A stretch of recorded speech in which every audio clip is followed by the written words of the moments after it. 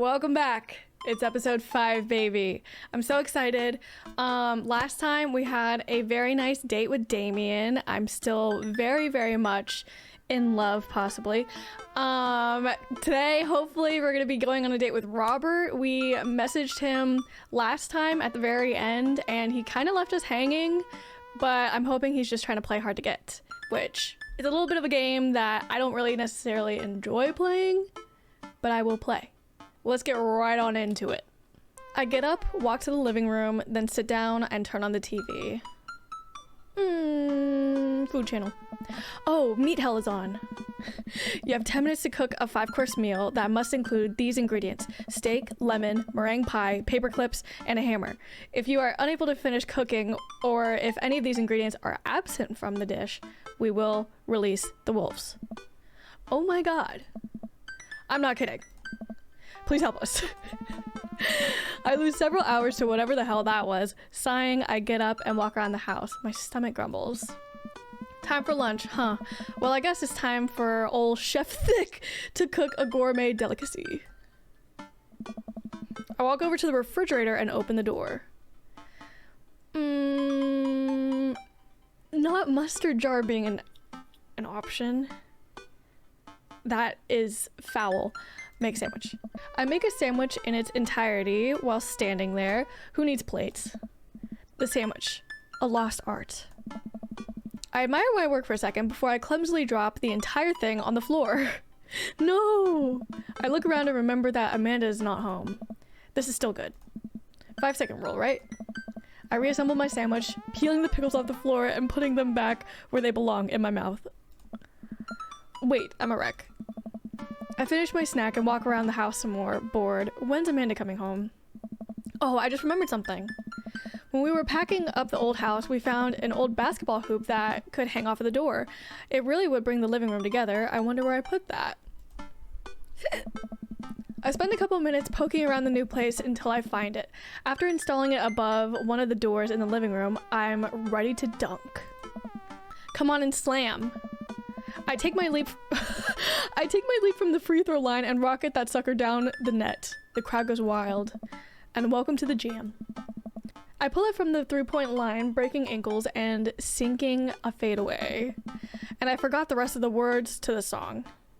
No look behind the back hook shot. Everyone's on their feet. Something something Space Jam. Nice. Oh my god, it's dark already. We still have not heard from Robert. I managed to just barely defeat myself at horse before Amanda comes home. Then we cook dinner together. We're proud of ourselves for not even coming close to burning the house down. Afterward, Amanda and I dig into a carton of ice cream over an episode of Chopped Toddler Tournament. What you have in front of you is a molecularly deconstructed sweet potato with a brown sugar demi-glace with cream fraiche? Oh no, of course. This is literally a jar of baby food. The toddler immediately bursts into tears. Huh? Are we bad people for watching this? Yes. Just then, my computer dings. Huh? What's that? Oh, you probably just got a message. Amanda and I walk over to the computer to check Dad Book. It's a message from Robert. It's about damn time. You up? What you doing? Oh my god, no! This doesn't feel good. What does that mean? What you doing? What am I doing? You're just chilling. I'm just chilling. I'm watching television with my daughter, just working on my motorcycle. I'm just chilling. I type back just chilling. Amanda deletes the G and hits send. Just chilling. It'll make you look cooler. A couple moments pass by, another message pops up. Yeah. Want to grab a drink? Hey, that means he wants to hang out. I know what that means, Amanda. But it's kind of late. Come on, Pops, live a little. I am living with ice cream and traumatized toddlers. Well, it's your life, but I think you'd have a lot of fun tonight. You are trying to get to know the neighbors better, aren't you? Ugh, fine. I type back a message to Robert asking him for details, and he tells me to meet him at Jim and Kim's. Well, don't wait up for me. I never do. I throw on a nice jacket and run out the door. It's only a short walk to Jim and Kim's, and it's a beautiful night. The way that Robert just like casually texted us, hey, what you doing? Like, you up? That feels like, I don't know. It feels like he's not putting a lot of effort, and I feel like maybe he's just looking for maybe a hookup. I don't know. He's giving player vibes. We'll see though. I walk into the bar and see the usual crowd of barflies drinking beer and watching sports. I spot Robert at the back of the bar and wave hi as I walk on over. Hey man, how's it going? Hey buddy. I don't know, I like being called buddy. Ahoy there, Skipper. Oh my god, Mary! Robert and Mary here? Uh-oh. I brought Mary along, figured we needed a drinking buddy. Oh man, I was excited to get to know Robert a little better. Now I have to deal with this weird married lady making passes at me. Ugh. Don't look so scared, kiddo. We're just having a drink. Oh. Yeah, speaking of which, I think it's time for the first round. What are you having? Hey. Beer, something tropical, whiskey straight up. I'm gonna start with a beer. While admirable, I disagree. Robert orders 3 shots of whiskey and passes them between us. Well, this wasn't how I expected the night to be going. Hey. Here's to bad decisions and relaxed moral values, fellas. What have I gotten myself into? We all knock back the shots. I almost choke on the whiskey as it burns down my throat. Holy hell, that was a kick. I look over at Robert and Mary, who seem like old pros at this. Robert grabs his jacket and throws it on. Let's get marching. What? Huh. The night's young, Chief. Come on, we're bar hopping. Oh, all right. See, this would have been a nice thing for me to know through text so I could adequately prepare. We leave the bar and start walking down the street. I still don't know this area of town very well, so I just follow Robert. So, where are we headed? I wish I were drinking. It's an Irish pub. A good pun is the whiskey to my heart. Ugh. Oh no, oh no. Puns are the lowest form of humor, Papa. Try harder. Ouch. Am I gonna be the butt of the joke all night? Jesus, Mary, put your fangs away for a second. Okay, the way he stood up for me there was nice. We walk into I Wish I Were Drinking. The bar is pretty much the same as Jim and Kim's, except for the old-timey Irish memorabilia on the wall. I like the vibes. Next round, what are you having? Whiskey hasn't failed me yet. Beer might be good. Do they make fruity Irish cocktails? You know what? I'm gonna get a little fruity. Nope. Okay, we got the black smoke with Robert. Okay, all right, this is not going well. Robert orders 3 more glasses of whiskey, and we post up in a garnish green booth. Mary slides in and slides up next to Robert, which makes me breathe a sigh of relief. Let's sip this one, why don't we? Suit yourself. Mary immediately downs her shot in one gulp and burps loudly. That'll put hair on your chest. You are truly the paragon of grace and beauty. Hey. Mary grabs my drink and sips on it. Hey. Papa, be a dear and get us another round, will ya? I am not having a good time. Hey. I don't know how to process this evening at all. I get up and order another round of drinks from the bartender. As I head back, I see Mary and Robert having a lively conversation. Robert roars with laughter. I don't think I've ever seen the guy smile, let alone laugh. I take a seat across the booth from them and pass out the drinks. So Edith's kids snuck some pot brownies onto the table at the last bake sale, right? And I spot that little hemp sweatshirted gremlin in the act, so I go up to Edith with the baggie and I'm about to tell her when all of a sudden she just freaks out at me. You're ruining the bake sale, she says. I should have been PTA president. Your roots are bad, and blah, blah, blah. So what'd you do? I told her to have a brownie and that everything was going to be fine. They both erupt in laughter. I politely follow along with the story. Hey. She ate 3. More laughter. Okay. That was actually pretty funny. She called the cops and told them that time had stopped. Mary looked directly at me. Do you smoke weed? What? You know, the devil's lettuce. I have 2 big fat blunts in my purse right now. Want a blaze? I feel like I'm getting peer pressured all night right now, and that's not fun. And I feel like, I don't know, Mary has a lot to do with it, but still, we got the black smoke from Robert. I am a law-abiding citizen. You with the feds? What? No. I'm gonna hopefully slide this joke in and say you with the feds. There's no answer to be like, yeah, sure. So I'm gonna say you with the feds. I worked hard for what I have, and no 2-bit cornered boy is gonna drop the dime on me. So you take what you're pushing somewhere else, and I'll keep running my business the way I want it to run. What? Remember, you come at the king, you best not miss. Jesus, kid, dial it back. Okay, Robert giggles helplessly. I'm just kidding, cowboy. Lay off the kid, Mary. He might not be used to your brand of humor. Hey. Fine, fine. We sit around and sip our drinks, people watching and cracking jokes. After a little bit of time, I begin to warm up to Mary. Her jokes become much funnier and much less scary. But it seems like she's not going anywhere anytime soon. I just wanted some alone time with Robert. I wonder if I can get her to leave somehow. Isn't Joseph wondering where you are? Lots of edible bachelors around here, huh? Could you get the next round?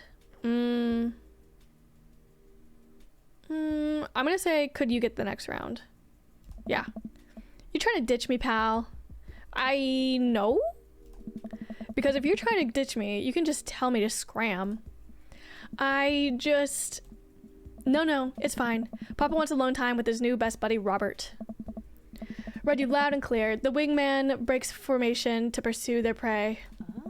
Now, if you fellas will excuse me, Mary needs to sink her teeth into a helpless boy. Go with God. Nice seeing you. Deuces, nerds. I don't fuck with Mary. I don't fuck with Mary or her husband. Mary gets up and saunters over to a younger looking guy at the bar. Hey. She grows on you. Does she though? I feel like she kind of delights in making men suffer. Huh. Well, she does. But what about her and Joseph? What about him? You know, they're married, and she definitely tried to get in my pants the other night, and I addressed it to her across the bar where she's making goo-goo eyes at that young guy from before. He looks like he's being held hostage. Oh, that's just a thing she does. She's harmless. Tell that to the boy she's hanging off of. Poor kid looks like he's seen war. Robert lets out a hearty laugh. Hey, I got him to laugh. Oh man, you know you pegged me? You know I pegged you for one of those straight lace types. Oh, don't worry, I got pretty wild back in my day. Still got a little wild in you? You know it, there's so much wild in me. I have a child I need to give. Not that being in all caps. I'm gonna say, you know it. Okay, we have double eggplants with him, but one black smoke. Okay, it's a roller coaster. Robert orders a couple more rounds of shots. I gulp. What am I getting myself into? I think you can go shot for shot. There's only one way to look cool here. I grab the shot closest to me and down it. Robert looks impressed. He takes his shot and knocks it back. That's one. So what do I even talk about? He's so cool, and he probably hates small talk. How are things? Hey. I hate small talk. Okay. Oh. Too many people, and this isn't necessarily you, but too many people think that they have to fill the dead air with noise. Personally, I think they're afraid of the silence, or they're afraid of what the other person is going to think of the silence. Hey. If you want some unsolicited advice, just learn to be comfortable with the silence. Nothing wrong with two people sitting in silence and drinking whiskey. Oh, all right. Oh. Robert and I sit in silence and drink whiskey. I take in the rest of the bar. Patrons laughing, playing darts, spilling beer, Mary giving the hard sell to that young man, the young man pretending he got a phone call from one of his friends. Huh. Maybe silence is nice sometimes. So, you ever kill a man? I choke on my drink. Excuse me? Huh. You know, watch the life drain from someone's eyes. It's not just their life, you know. It's their hopes and dreams draining away. Every memory and experience they've ever had, gone. No. Hey. Great, me neither. Robert knocks back his shot and motions for me to do the same. I reciprocate. I'm just messing with you. Relax. I laugh nervously. Or am I? I laugh nervously again. We sip some more whiskey and people watch some more. Mary has her sights set on another man after the other one excused himself to the bathroom and I assume crawled out the window. Gosh, this whiskey is hitting me hard. Gosh, this whiskey's hitting me hard. You betcha. Robert gets up out of the booth, shouldering his jacket. Let's roll. Sorry, whiskey. Inside voices. Let's roll. Wait, what about Mary? Brother, Mary is gonna be just fine. I look over at Mary, who's lying on the bar in front of some poor sap. She's singing happy birthday to him while he insists that it's not his birthday. Nice. We make our way out of the bar and back onto the street. I'm trying my hardest not to stumble, but man, the sidewalk is just coming right at me. I hope Robert doesn't notice me tripping over my own feet like it's the first time I've ever been drunk. Where to? You'll see. I follow Robert through street lamp spotlights until we eventually arrive at a rundown strip mall. There's a beauty salon, a sex shop, a computer repair store that looks like it's been closed for 10 years, and finally a liquor store. Wait here, I'll be right back. After a minute, Robert returns with 2 wine bottles in brown paper bags. He hands one to me. Cheers. He sits on the curb and drinks. He motions for me to do the same. This is really not where I expected tonight to go. I take a sip. White Zinfandel? What? Nothing. I just wasn't expecting... It is delicious, fruity, and refreshing. Don't judge me. So Robert has a taste for fruity drinks too, but we got the black smoke with him at the bar whenever we said we wanted something fruity. I start to say something. Think of his lecture about valuing silence earlier and stop. I sip on my wine and watch cars drive by. Let's throw rocks at shit. Ooh. Robert suddenly hurls a rock at the stop sign. The ding echoes throughout the empty parking lot. That felt good. He presses a stone into my free hand. Now you try. I don't know. With feeling. I look at the rock in my hand and look at the stop sign. Back at the rock, back at the stop sign. I know what has to be done. This one's for you, Pappy. 3 eggplants. I have unresolved resentment towards my father and I'm gonna express it through property damage. I hurl the rock at the sign. It sails over the stop sign right into the window of a parked car, leaving a crack. Fuck. Dude, run. I leap up and dart into the nearest alley, wine in hand. I can hear Robert's footsteps behind me. Oh, yikes. After I'm sure I'm far enough away from the cracked window that I'm no longer culpable for this heinous crime, I stop to catch my breath. Maybe we strike rock throwing from the to-do list. Agreed. Suddenly my stomach growls. Oh man, I'm starving. Let's get pizza. I can't argue with that. Where's good around here? Actually, I don't even care if it's good. It just needs to be edible and in my mouth in the next 5 minutes. I know just the place. I follow Robert through a maze of alleys and side streets until we eventually end up in front of a tiny hole-in-wall pizza joint. The bright red neon sign reads, Pete's Pizza Pizza. Ta-da! I can see a few exhausted-looking workers behind the counter tossing dough and pulling piping hot pizzas right out of stone ovens. My stomach rumbles again. We go up to the counter and get ready to order. Can I get 2 slices of Hawaiian pizza? Oh wait, Papa, you're cool with pineapple on your pizza, right? I'm gonna say of course. Okay. We wait a minute for our pizza to come out of the oven. I'm practically drooling at the smell. The cashier hands us each a giant slice on a paper plate so saturated with grease that I'm worried it will fall apart. We take our pizzas outside and wander through the alleyways as we eat. I take a bite. It's absolutely delicious. Pineapple is truly the best pizza topping. You said it. Man, I feel way better now. You and me both. We hear noises coming out of the slightly ajar door in the alleyway. Robert looks at me excitedly. Got any more of that wild in you? I'm gonna say you betcha. After eating pizza, let's figure it out. Let's see what's going on. Oh my god, we're getting so many eggplants with him. We're getting so many eggplants. Good on ya. Robert and I slide the door open and peek inside. It's completely dark except for some flickering light. We slowly creep forward, cautious not to be heard or seen. Shh. Don't shush me so loud. Shh. We come into the end of the hallway and find ourselves standing in front of a movie screen. Oh, this suddenly makes sense. Did we really just sneak into a movie theater like a couple of teenagers? No talking during the movie. We look into the audience and are surprised to find that it's almost completely empty, save for a row of a few teenagers in the front. They look annoyed when they notice us. Robert starts making his way to the very back of the theater, and I follow him. We settle in with our wines and try to make sense of this movie. It's a romantic comedy, I think. A young man is frantically trying to get through New York to find the woman he's finally realized he's in love with. Kiss already! There's nobody to kiss yet. You want him to kiss the taxi driver? Hell yeah. The kids down the way notice us heckling. One of us speaks up. Hey man, keep it down. Oh! That's Hugo's son, I think. Yeah, that's Hugo's son. Oh damn, that's Ernest Hemingway, Hugo's kid. Ernest, hey Ernest, I know you. It's me, your neighbor, hi.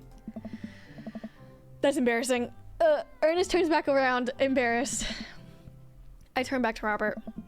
He kissed anyone yet? It turns out that yes, he did kiss someone. He made his way out to a tiny island near New York to profess his love for a woman who, for some reason, he knew would be there. She tells him that they hit the jackpot. He said that they had, but I think there was some subtext I'm missing here. Boo, love is dead. Shut up, it's beautiful. No, you shut up. Ernest grumbles, the credits start to roll. I stand up, Robert immediately pulls me back down. Hundreds of people worked very hard to make this film happen and you're going to sit here and appreciate them. Okay. Look at that, Elizabeth Shelton. She worked really hard. I bet she did lots of good wardrobe design. Thank you, Elizabeth Shelton, for this beautiful film-going experience. And Peter Anders, catering, fed a bunch of people so that they could have the energy to do their jobs. What a guy. We let the credits roll while Robert individually thanks every member of the crew. Once it's finally over, he makes sure no animals were harmed in the making of the film. We leave the movie theater. That was a ride. We stumble into the theater parking lot, polishing off the rest of our wine. Hey, assholes! Out of nowhere, a rock flies through the air and hits me on the knee. My knee, what the hell? Ernest and his friends stand in the alleyway, blocking our exit. Oh, what do you guys want? Why do you go and throw... Why do you throw a rock at my knee? This is my good knee. My orthopedist is gonna be pissed. Ernest tosses another rock up and down in his hand. What's wrong with this kid? You ruined my theater-going experience. Now you have to pay. Oh, well, I don't have any cash on me right now, and, like, movies got really expensive. Ernest hucks another rock at my other knee. I'm able to jump out of the way, but I didn't properly stretch before physical activity, and I'm probably gonna feel super sore in the morning. This is so funny. Huh. We ruined it for you? That movie was pretty crappy in the first place. Hey, you take that back. That was a beautiful love story with really genuine acting. You called that good acting? What classicist mainstream slop have you been served your entire life? What? Uh-huh. Have you ever seen any Michael Powell? A Matter of Life and Death? 1946? Easily the toughest 5 minutes of love you'll ever witness.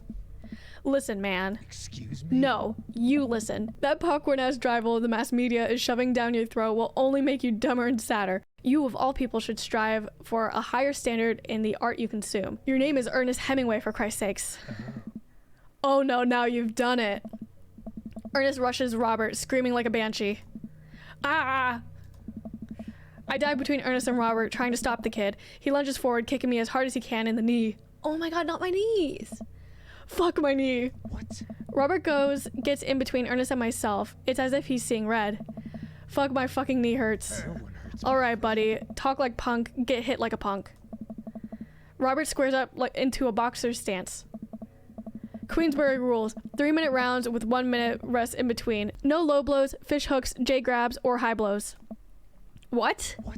And don't even think about pulling an illegal turnstile. That's an automatic deduction of 3 points. You'll have to designate a second if you're unable to fulfill your role as main duelist. One of your friends over there looks like he has enough youthful vivacity to handle it. Hey man, I don't want to get dragged into this. That movie sucked.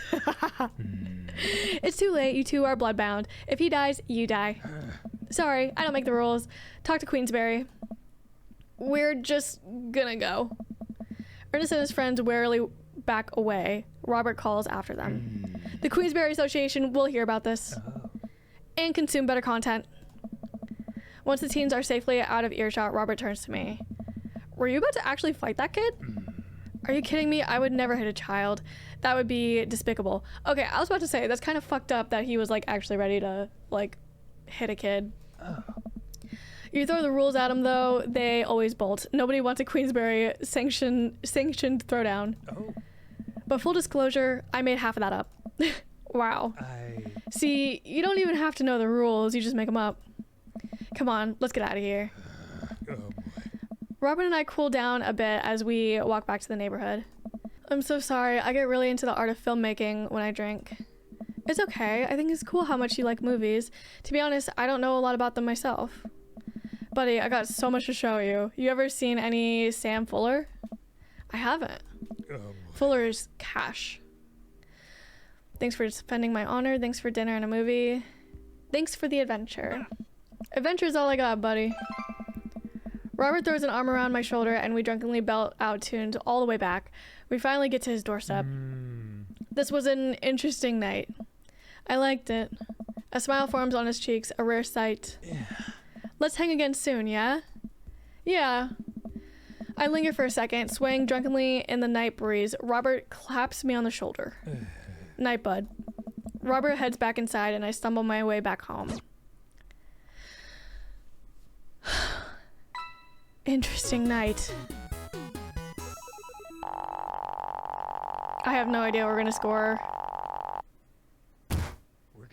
We scored good. A.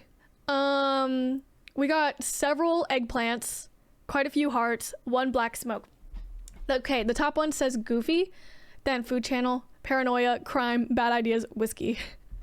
I don't like how it all surrounded drinking though. I don't like that. I don't like how I don't like Mary. I don't know. Maybe if it's one-on-one in the future and we're not only drinking, like maybe then I can see a future with him. Welcome. You've got dads. You've got dads. Oh my gosh. Wait, we have a message from Matt. Hey Papa, what are your feelings about poker? Beyond hardly knowing her. Poker, I hardly know her. Poker, There it is. Well, good talk. Wait, I actually like poker. I just saw the joke and I had to take a shot. Please, Matt, I'm a dad. I'm contractually obligated. No, I get that. Anyway, we've been playing weekly poker games and I figured I should send an invite your way. That sounds great. I love losing money. Cool, dude. See you soon. Lose that money? Would this be considered a second date with Matt? Okay, y'all, I'm going to end this here and we'll pick up next time with episode 6 with us going to poker night with Matt. That's so exciting and cute. I'm flattered that he wanted to include us. But thank y'all for watching. I really appreciate it. That was just a wild ride with Robert tonight and I'm still processing it. I don't know how to feel about it quite yet. But yeah, we'll see how it goes in the future. Thank you for watching. If you haven't already, it would be cool if you liked, subscribed, and maybe perhaps comment below your feelings about Robert so far. I appreciate you very, very, very much. Goodbye.